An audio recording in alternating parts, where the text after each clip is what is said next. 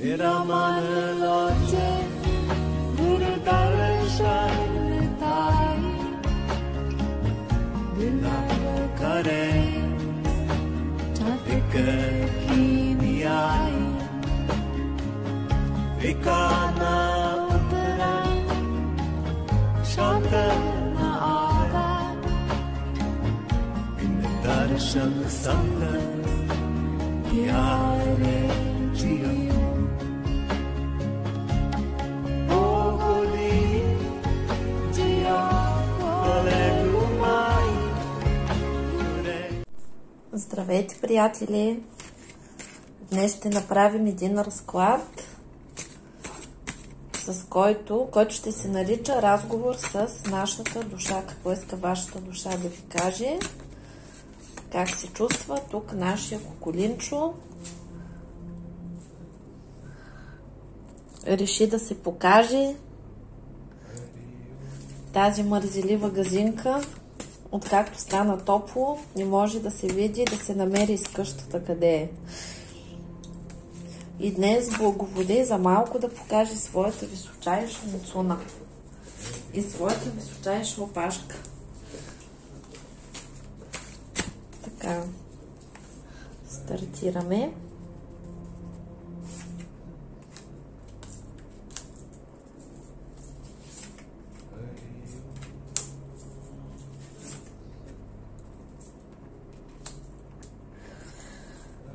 Вашата душа в момента е в период, в който се учи да бъде реалист и вие се учите да нямате илюзии, тъй като много от илюзиите са ви довели до изключително много разочарование и в момента след преживяни разочарования, сълзи и мъки, вие сте започнали да стабилизирате и сменяте своите житейски мисли, правила. Също така в момента се изцелява вашето мъжко начало. Изцелението на мъжкото начало се олицетворява най-вече в отношенията с противоположния пол. Вие в момента сте в период, в който се учите как да се цените, как да отстоявате себе си и как правилно да запазвате реализъм, тъй като илюзиите, това са много неприятни неща, тъй като те водят до разочарования и илюзията, това е нещо, което изкривява реалността и вкарва човека в заблуда, тъй като когато човек е в илюзии, той си мисли различни неща, тълкува нещата по свой собствен начин и това не съответства естествено на реалния живот и на поведението и мислите на другия човек и води до много разочарования. Общо взето вашата душа смъква тези пластове на илюзии, които системата дава, както и възпитателните модели, както и програмирането от медиите, от обществото и има пълна промяна на ценностната система, тъй като в момента вашата душа определя пътя си, взима важни решения и най-важното е, че тези решения са в положителна насока, тъй като виждате нещата по нов начин, оценяте ги по различен начин и ви е много интересно и странно как преди сте живели и сте мислили по начина, по който сте мислили. Нали, тук има едно събуждане.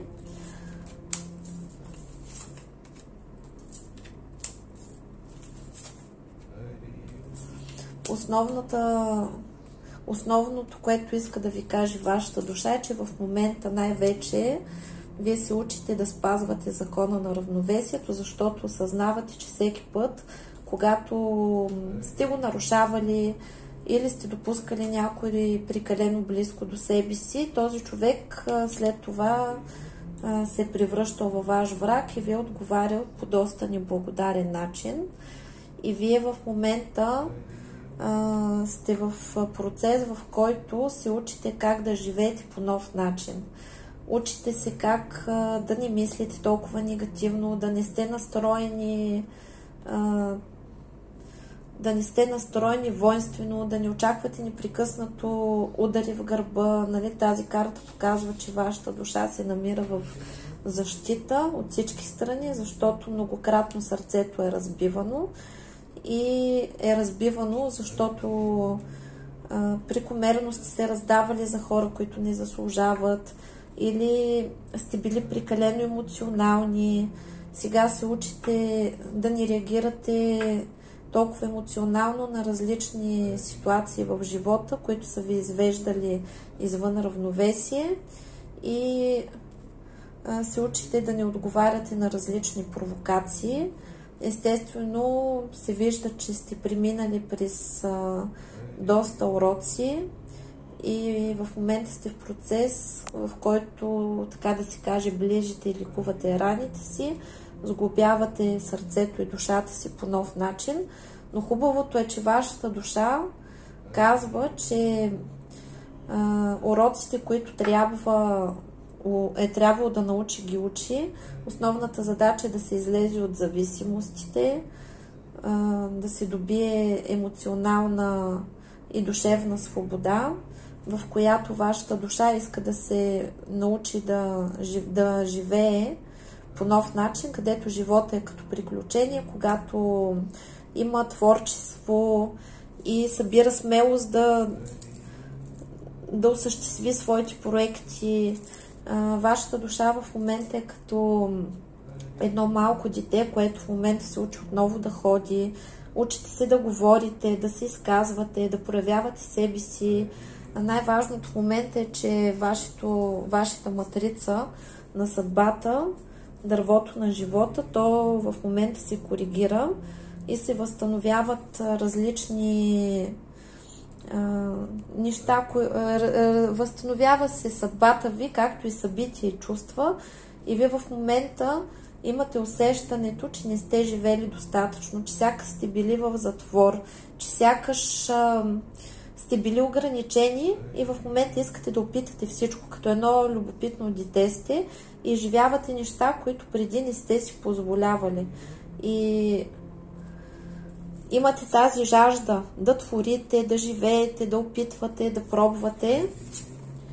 И сега сте в процес, в който се учите да бъдете мъдри, осъзнавате, че имате много идеи, които са полезни, прозрения. В същото време осъзнавате, че знанието винаги е било вътре във вас. Учите се да следвате своята интуиция. Забелязвате, че като цяло нещата, които сте ги мислили, са били правилни. Усещанията ви за определени хора и ситуации също са били правилни. Сега се учите да се доверявате на себе си. Вашата душа иска да ви каже, че вие самите сте си най-добрият приятел и жрицата, знанията и силата се намират вътре във вас.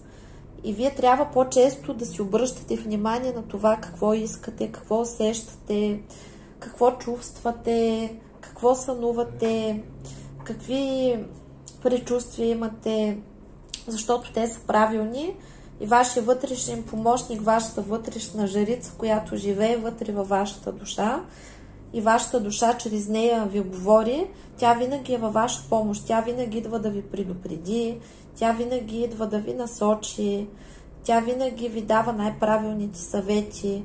И основната задача е сега да се обърнете навътре към себе си, тъй като до сега се вижда, че вие не сте слушали себе си, сте разчитали все на чужди съвети, на чуждо мнение, не сте си вярвали достатъчно, търсили сте одобрение в другите. И един вид сте загубили ориентир, какво искате, какво желаете и как усещате нещата, когато са правилни или не са правилни. И затова сте били в нещо като загубване на себе си, а в момента вие се преоткривате. И съответно излизате от своята свръхемоционалност, излизате от депресивните състояния, от ден на ден забелязвате, че все по-малко и по-малко имате поводи да страдате, но това страдание по принцип при вас се е било превърнало в навик. Сега ви е малко странно, при някой може да се усеща и като скука, когато реално сте свикнали да има мъка, страдание, напрежение, адреналин и в един момент става едно такова тихичко, спокойничко, като затиши и вие седите, имате чувството, че времето е спряло, че вие сте станали безчувствени, че един вид това не сте вие. И това е защото фалшивото аз, което е обособено от матрицата и всички тези негативни излишни програми, които системата ви инсталира с цел вкарване в определени роли и определени коловози, както и кражбата на вашата енергия, това нещо постепенно отшумява и вие самите сте в едно такова състояние, в което ви е странно, защото не знаете какво да правите с тази свобода. В момента вие изграждате връзката с висшите сили. Има едно такова усещане, където сте само вие и висшите сили, вие и вашите наставници. Много от вас може да усещат присъствие, като това присъствие е такова дружелюбно, подкрепящо и защитаващо. И въпреки, че може би в момента все още нещата не са ви така, както на вас ви се иска и все още в живота ви има хаос, защото при възстановяването на матрицата на дървото на живота, това, което не е правилно, се руши, случват се много катаклизми, които ние в момента възприемаме като катаклизми и получаваме страдания, защото сме вкопчени в това нещо и се опитваме да се задържаме там, където смятаме, че е сигурно. А сигурно в Вселената няма нищо постоянно и нищо вечно, защото всичко е променящо се и всичко се променя с цел еволюция. И вие се чувствате така малко като в небрано лозе, защото в момента какво се налага да се прави, да се прилага свободния избор, който ни е даден от Бога. Значи в старите програми на нашите предци нямаше толкова свободен избор. Свободната воля беше около 10% и затова нашите предци бяха свикнали да казват каквото ти е писано, това е, каквото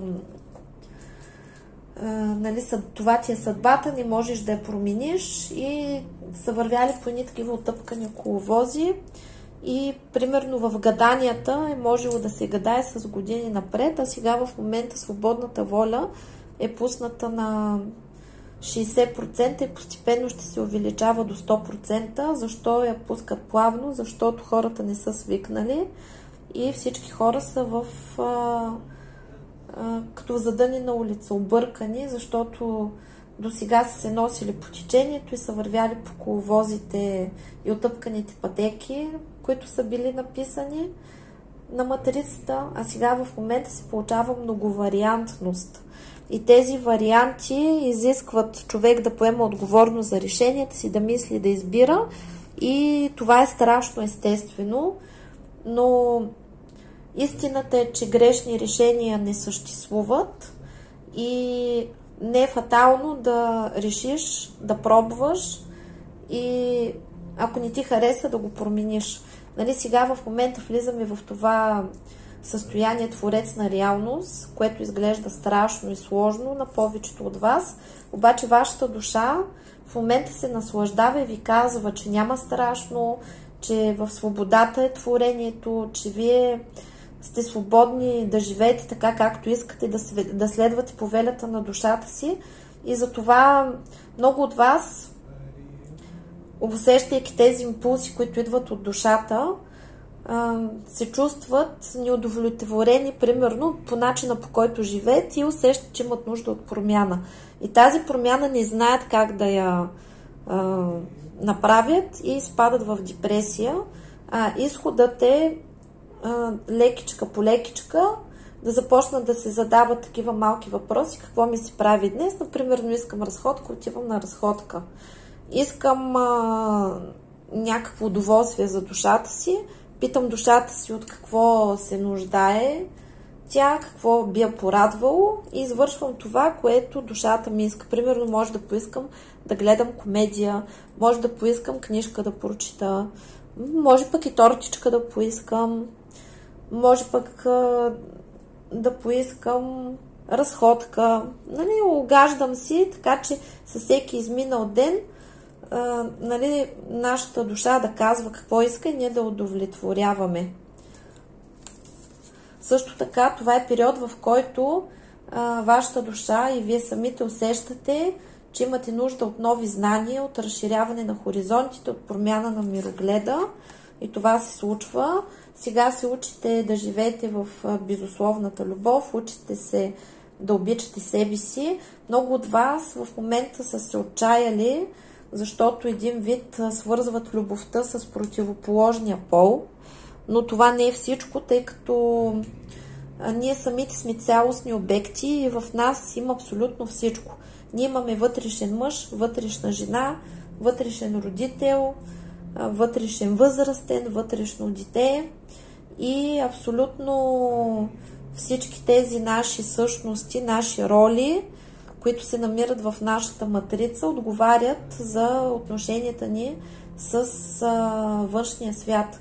Тоест, ако не ни върви с мъжете, това е защото нашия вътрешен мъж е в окаяно състояние и се отнася лошо към нашата вътрешна жена.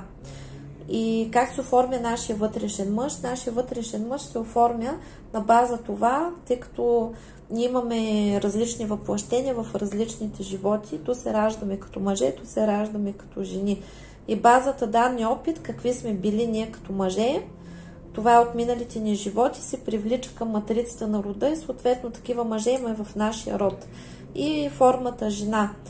И нашата задача е да се учим сега в това време и да съхраняваме своята енергия, да използваме потоците, които Вселената дава, за да въртим своето колело на живота и да запълваме всички сфери аспекти на това колело, за да може във всички части на нашата съдба да тече енергия и да има там благополучие, благоденствие, равновесие и се учим как да обичаме себе си, тъй като поколения наред е било отхвърляно това да обича себе си, като е било внушаване, че това е егоизъм, но основните закони гласят следното, че обичай ближния така както обичаш себе си.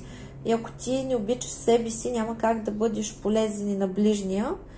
И нали, сега в сегашната ситуация вашата душа ви казва, че се учите как да усвоявате божествената любов, да осъзнавате, че вие сте божествено дете на Вселената, любимо дете на Вселената, че вие сте частичка от Твореца и вие сте частичка от цялото и съответно цялата любов и цялото щастие започва отвътре навън към вас и вашата душа ви казва, че по света има толкова много любов, която можете да получите, да дадете и да обмените, но вие в момента се учите как да сте свободни, да не запецвате, тъй като примерно когато търсите любов, нещастията с другите хора, било приятели, родители или любим човек, започват от това, че вие чакате този човек да ви направи щастливи. Никой човек не може да ви направи щастливи, тъй като основният закон е такъв, че щастието не може да зависи от друг човек, тъй като този човек си има също свободна воля, той си има свой жизнен път, той си има свои жизнени задачи и не ви е длъжен, нали, духа да не поробва. Вие нямате право да поробите другия човек и да го принудите да съответства на вашите нужди. Вашите нужди, вие се учите в момента сами да си ги удовлетворявате с любов и радост и когато сте удовлетворени и сами си грижите за себе си както трябва, това го правят и другите, тъй като всичко във Вселената е взаимно свързано и както вие се отнасяте към себе си, така и другите се отнасят към вас, защото ние сме част от едно цяло. И в момента вие се учите да пазите своите знания, своите блага, учите се да не се раздавате прекомерно, както сте се раздавали преди. Учите се да цените себе си. Сега сте в период, в който се преоткривате. Вашата душа ви води и ви казва, че сте прекрасни. И това е период, в който преоткривате различни свои таланти. Виждате, че можете много неща. И винаги, когато искаме да открием какво можем, е хубаво да използваме другите като ориентир. Например, виждате, че Петя прави хубави торти, казвате колко хубаво, как бих искала и аз да правя такива торти, значи вие също умеете да правите такива торти. И примерно завистта е дадена на човека в градивен аспект. В смисъл, че един човек може да завиди на другия човек само единствено, ако той има потенциал да направи същото, дори много по-добре. И, например, виждате някой човек, че се справя прекрасно в дадено направление и вие казвате колко хубаво го прави, как щом той може, щом това ви прави впечатление, значи и аз мога, и вашата работа е да се стремите да го постигнете. Учим се на законите да не критикуваме, тъй като когато човек критикува друг човек, му взима кармата. И когато вие критикувате другия човек за висшите сили, какво означава? Означава, че вие смятате, че можете по-добре да направите това нещо, което този човек го прави. Те ви казват, заповядай, нали си голям ентусиазист, нали си голям специалист, хайде да те видим ти как ще го направиш това нещо по-хубаво. Същото важи, когато примерно клеветите някого, когато или вас ви клеветят, нали, не бива да се страхувате от това нещо, защото вижте сили, примерно наблюдават и казват, този човек, който се занимава с другите хора, той е в загуба и в дефицит, защото тази енергия, която вижте сили му дават да развива себе си, той е харчи за другите хора, т.е. той подарява. Т.е. вкарването, гледането в чуждо канче, коментирането, обсъждането на други хора с цел критика, оплюване, клевета и прочее, това е раздаване на своята лична енергия и пак се краде кармата. Т.е. вижте сили винаги казват, след като ти оплюваш този човек, значи ти смяташ, че можеш по-добре, ето ти на тебе неговата доля, нали, неговата съдба. И за това е много важно да се учим да си пазим енергията, да бъдем в център и също се учим как да бъдем в център, така че да не навлизаме и да не нарушаваме границите на другите хора. Тъй като всеки един човек си има ангели-хранители, пазители, наставници.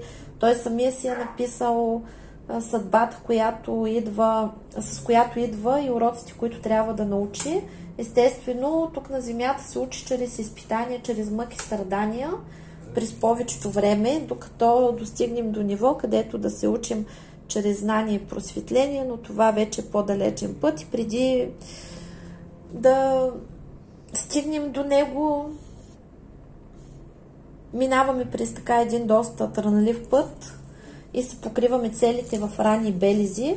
Обаче всеки един човек е способен, има силата, на никого не му дават нещо повече от това, с което може да се справи, може да понесе. И той предварително всичко си е написал, защото иска да се научи. Когато вие започнете да опекунствате някой човек, да го закриляте, да смятате, че трябва да го спасите, да смятате, че трябва да му помогнете, без той да ви е молил, то вие започвате да изземвате по закон и да измествате функциите на неговите наставници, на пазителите, на ангелите, и това е наказуемо, защото този човек, вие му обърквате пътя, вие не вярвате в него, вие гледате на него отгоре надолу, т.е. го съжалявате и смятате, че не е способен и никадърен, и този човек задължително после или го примахват от вашето пространство, или ставате врагове. И това се нарича пак нарушаване на баланса на енергообмена и така се създават кармичните възли и дългове, защото когато вие прекалено много давате на един човек, без да получавате нищо в замяна, вие го правите свой длъжник. В Вселената всичко трябва да е равнозначно. Аз на теб, ти на мен, и колкото си дал на другия, толкова той трябва да ти даде на теб. И тъй като границите на всички са размити, сега в момента вашата душа се учи да се ориентира, малко объркана, но се учи постепенничко. И вашата душа ви казва, че сега е дошло времето да се преоткриете, дошло е времето да живеете за себе си, да осъзнаете, че сте прекрасни, да развиете талантите си, да харесвате себе си, да правите нещата, които обичате. Сега е дошло време да вървите напред и да постигнете всички успехи, които сте си запланирали. Вие сте в процес на много силно изцеление. Ден след ден вашата душа се разгръща в цялата си красота и прелест. И основното е, че се изцелявате от всички негативни емоции, от разбито сърце, от разочарования, отново от илюзии. Нали, тези разочарования са дошли от илюзиите, от надеждите, които сте възлагали върху другите хора, от плановете, които сте си правили въз основа на мечтите, които сте имали. И вие сега се събуждате, осъзнавате, че няма други ръце, освен вашите, които да направят това, от което имате нужда, да сбъднат мечтите ви, краката ви, няма други крака, освен вашите, които да ви заведат на местата, които искате. Вие сте хората, които трябва да се грижите за своето благополучие и комфорт, тъй като винаги, когато сте разчитали на други хора, винаги сте били потърпевши. Това се случва, защото външният свят винаги е със знак минус. И за съжаление в измерението и системата, в която живеем, тук всичко е на база конкуренция, оцеляват само най-силните на базата на еволюцията, и тези, които се оставят да бъдат като разграден двор, те стават плячка, тъй като системата е такава, или си хищник, или си плячка. И е много важно да се пазиш, да си отстояваш интересите и да не разчиташ, че другия човек ще постъпи благородно спрямо теб, тъй като неговата подсъзнателна инстинктивна задача е да оцелее и да получи най-добрите резултати. И благодарение на тези удари в гърба, разочарования, които сте получили от другите, нали, били сте и потърпевши, защото сте били прекалено наивни и сте вярвали, че след като вие сте добронамерени и щедри като душа, и другите ще са така. Сега вече, когато излизате от илюзията, че всичко, което хвърчи, се яде, вие осъзнавате, че самите вие имате много богатства, учите се да отстоявате себе си, учите се да съхранявате своите блага, както и да се харесвате, и във вашето пространство проистича чистка. Много хора си заминават, много хора остават в миналото, но във вашия живот настъпват положителни промени, тъй като на мястото на тези, които са си заминали, пристигат нови хора. И вашата душа в момента започва да си позволява да прави неща, които не си е позволявала, да си угажда, да се радва на живота. И общо взето се учите как да използвате изобилието на Вселената, което се сипи върху вас. И най-важното е, че започвате да осъзнавате, че вие го заслужавате. Тъй като преди сте живяли в една такава илюзия, която ви е била внушена от другите. И това е било, защото са ви внушавали, че вие не сте достойни да имате най-доброто. И вие сте си отказвали в много неща, гледали сте се за другите да има. А сега вече сте отворили и фонда "И аз съм човек" и се стремите да го ползвате на макс. Да заделяте време за себе си, да се угаждате, да казвате какво искате, да правите това, което искате, и да си позволявате най-вече да бъдете себе си. Естествено, новото ви амплоа не се харесва на различни хора, дори на тези, които са в къщи, но вие вече не реагирате така емоционално, както сте реагирали преди, и един вид си казвате, ще свикнат. И най-важното е, че се учите как учите се как да развивате своята женска енергия, учите се как да увеличавате своите блага, позицията си, имате идеи за израстване, за разширяване, знаете, че заслужавате по-добър живот, правите планове как да го постигнете, вашата душа ви казва, че всичко това е така, както вие го желаете и че няма начин нещо да ви хрумне и вие да не сте способни да го постигнете. За това е важно да следвате смело мечтите си. Сега сте в период, в който се учите как да преодолявате страховете си, излизате пак от илюзиите, отварят ви се очите за различни хора, за които виждате вече истинските им лица и съответно вече сте в период, в който се отказвате от предателствата, от половинчатите неща, от конкуренцията, защото заслужавате най-доброто и това е когато осъзнавате, че света е ваш, че в цялото изобилие на Вселената е ваше и от вас се иска просто да го вземете и сега сте в период, в който се учите да балансирате всички сфери, аспекти на живота си, така че осъзнавате, че за истинското щастие не трябва да има фикс идеи и крайности, а трябва да има баланс. Тоест, това сте вие в център и това са всички сфери, аспекти на вашия живот. Емоциите, работата, кариерата, децата, семейството не са целия ви живот, са част от живота ви. Вашия партньор не е целия ви живот, е просто част от живота ви. Децата не са целия ви живот, а са част от живота ви. Кариерата не е целия ви живот, а е част от живота ви. Тук по средата, в центъра сте вие, които си планирате, които знаете какво искате и как да го постигнете. И от ден на ден вие ставате все по-осъзнати и вървите смело напред към положителната промяна и това се вижда, че ви е изключително интересно, защото осъзнавате, че вие не сте същите и просто фокуса се променя, защото проблемите съществуват, когато ги погледнете под един ъгъл, когато ги погледнете през друг ъгъл, вече не са такива проблеми, каквито са ви се стрували изначално и съответно в сегашните енергии, в които се учите да плувате, на вашата душа изключително много това ѝ харесва и тя е изключително любознателна и иска да пробва, да опита, а вашата задача е да я го давате и да я чувате.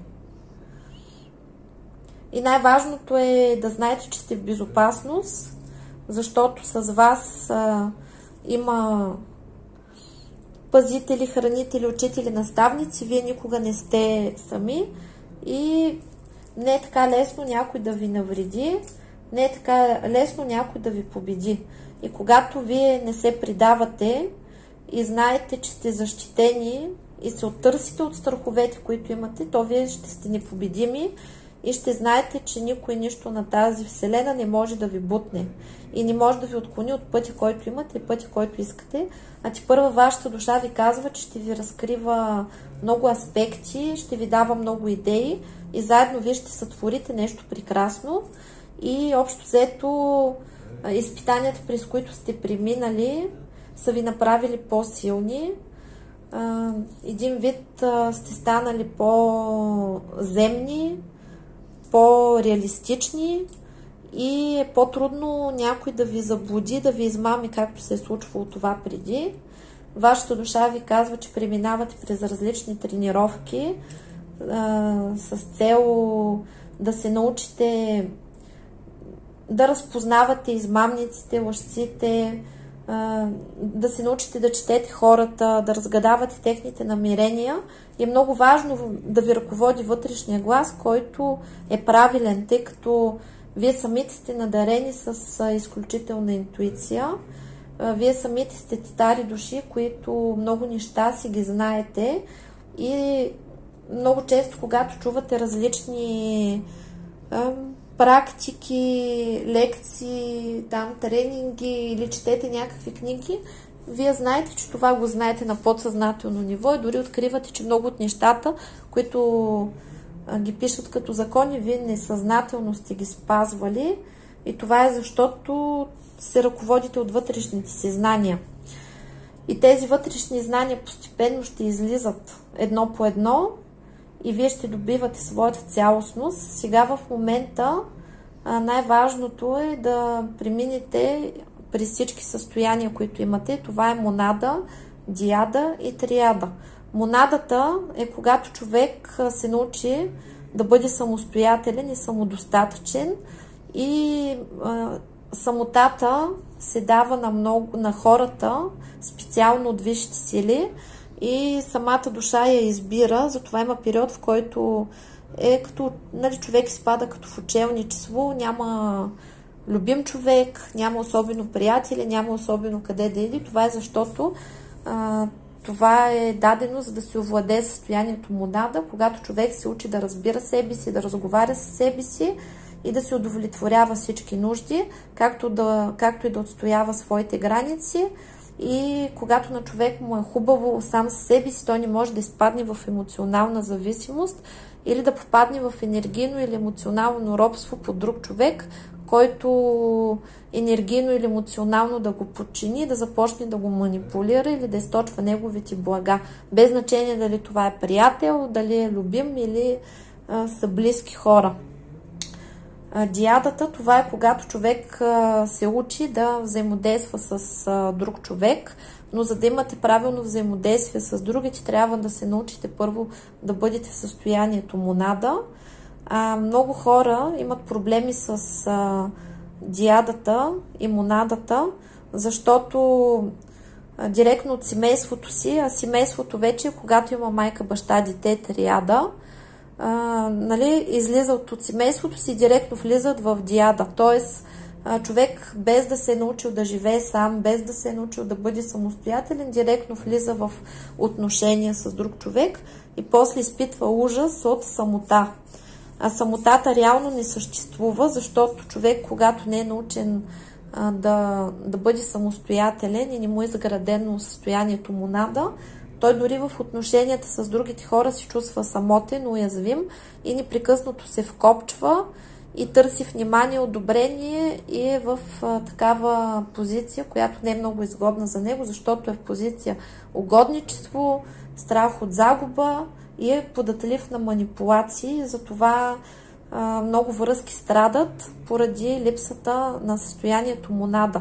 И вече след като две монади се събират, се създава една правилна диада, правилни партньорски взаимоотношения и чак тогава може да се създаде триада, без да се нарушат отношенията на партньорите, тъй като много бракове рухват след раждането на детето, тъй като нито единия, нито другия има изградена монада, нито пък диада.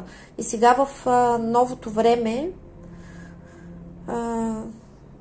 душите първо се учат на състоянието монада, след което започват по нов начин да се случват отношенията между мъжете и жените на по-високо ниво, където вече няма да е така актуално първичното, физичното и сексуалното, както и бесните емоции и зависимости. Сега в момента кармата се разкъсва, приключва и излизаме на надкармично ниво. Естествено, разкъсването на кармичните възли е малко неприятно, тъй като от кармата можем да се отървем само единствено когато ние сме научили урока, тъй като кармата се образува, когато ние нещо не сме научили, използваме неправилен алгоритъм за решаване на житейските си задачи и съответно това ни води до неефективни резултати и забавя нашето развитие. Това са кармичните възли.